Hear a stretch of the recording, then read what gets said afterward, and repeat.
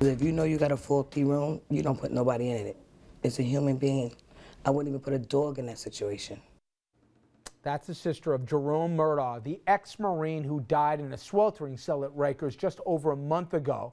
She spoke out about the investigation into his death. Now, Murdaugh, a homeless veteran who's arrested after trespassing in a stairwell of a housing project. That's what he did. He was sleeping on a stoop, and he was rounded up for trespassing, and he went to a room where he never made it out alive. And Dominic spoke with COBA President Norman Seabrook on this, and Dominic, he's in charge of the correction officers, right? No doubt about it. He's been running the union known as COBRA for almost 20 years. You know, Richard, every couple of years, every decade or so, we ask this question: is Rikers about to explode with violence? Now, a man, as Richard has been saying throughout this entire show tonight, apparently suffering from mental illness, bakes to death in his cell.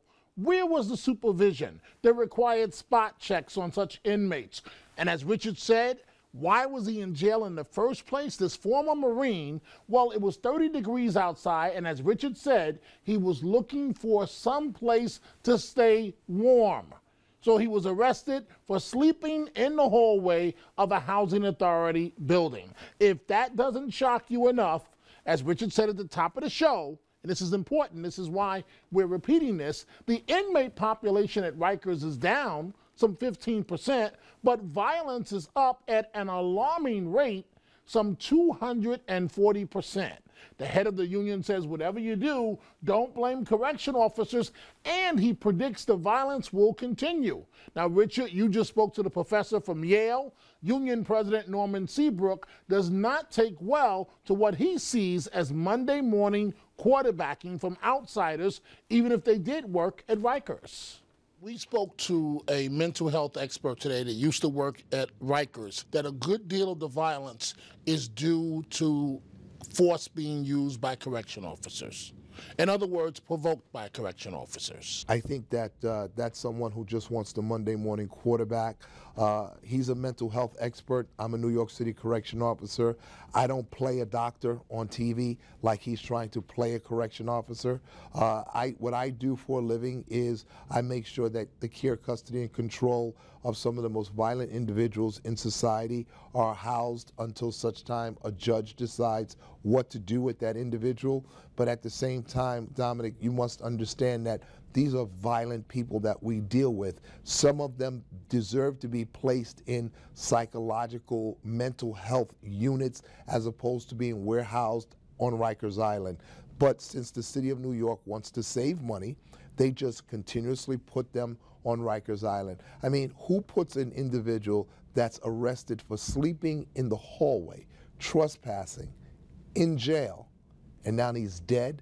I think that that needs to be a full-scale investigation as to why are we concentrating on these petty crimes as opposed to concentrating on the real violence that takes place in the city of New York. Mr. Seabrook, how do you defend the indefensible? This man basically baked to death in his cell.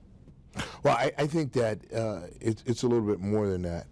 You know, some people would assume that he baked to death. I venture to say that that didn't happen. With the way that the mental observation inmates are in the city's jail system and the way that the doctors prescribe medication, it could have been a combination of the drugs that were given to this individual that created this type of environment. He has water in his cell. He has a window in his cell. So as far as him baking to death, I think that's an over-exaggeration. But his internal temperature matched that, basically, according to news reports, of what the cell was, 100 degrees. And I think that that happens all the time, where some cells are 140 degrees, some cells are 5 degrees below zero. So I think that it's a matter of being able to control the thermostat, and since we don't have enough staff to combat these problems that we face, these things will continue to happen. Do I think that the inmate, and my heart goes out to his family, died by some reason of baking to death, if you will? I don't think that that happened. I think that what happened was the drugs that were given to him by the mental doctors in the facilities combined all of these things so that he had hot flashes inside or whatever the case may be, and his internal organs begin to shut down because of the amount of combination of drugs that were given. No one really looks at what was given to him.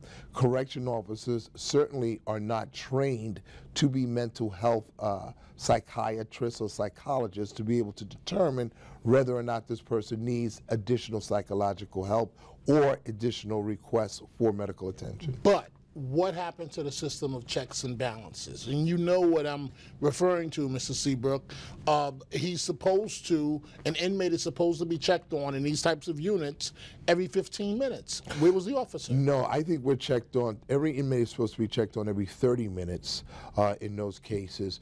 But at the same time, where was the supervisor? You see, it's always the correction officer, the ones that are blamed for things that go wrong, but it's the supervisor that is supposed to make a tour of the area to ensure that the proper procedures are being taken care of.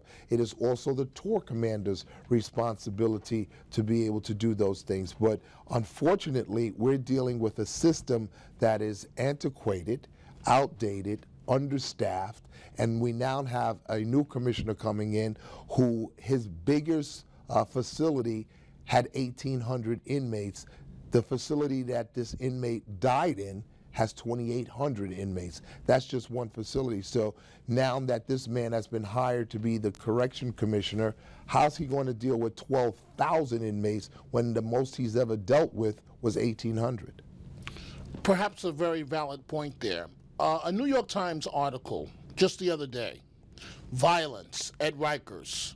Over the past decade, the use of force by correction officers, according to the Times, has jumped nearly 240%, even as the daily population has declined by almost 15% over the same period. How do you explain that, Mr. Seabrook? I think you explained it very simply. Correction officers are defending themselves against the violence that you report on every day, that the daily newspapers report on every day, the gang violence that is out of control. You just read today that a 14-year-old or 15-year-old used a .357 Magnum to murder an individual on a city bus. So now this person comes to jail and all of a sudden becomes a choir boy? No, this person feels that he or she still has the right to commit crimes against authority. So correction officers, and I've told them and I will continue to tell them, have the right to defend themselves against whatever violence comes their way. We don't carry guns in jail. We don't have batons in jail. We have our wits and we have a whistle. And at the end of the day, we have to defend ourselves. So violence will continue to rise because we don't have the staff to be able to combat the problems that we face. All right, let's bring in our panel on this, along with Dominic. We're joined by Andrew Whitman, a senior political correspondent, and New York State Assemblywoman Shelley Mayer. And before I get to the Assemblywoman, I want to ask you, clearly, I guess he's doing his job, but he's passing the buck on this. But he's also saying, oh yeah, this happens all the time, and it's going to keep on happening. But he did leave out a few things. One is the correction officer who was supposed to be patrolling never got out of her chair. She's suspended 2 weeks without pay. So it wasn't that everything protocol was followed here. But he paints a scary picture saying this wasn't just a bad day at Rikers. This is every day at Rikers. Extremely scary and alarming. If you listen carefully to what Mr. Seabrook said, that's not the only cell that's warm. He said some temperatures in some of the cells in this special unit go up to as high as 140 or 5 degrees below zero. Or 5 degrees below zero. And he's not backing away from the violence. I've been to Rikers a number of times over the years on assignment. It's a very scary place where bad things can happen very fast. Yep. And, you know, it's just very scary.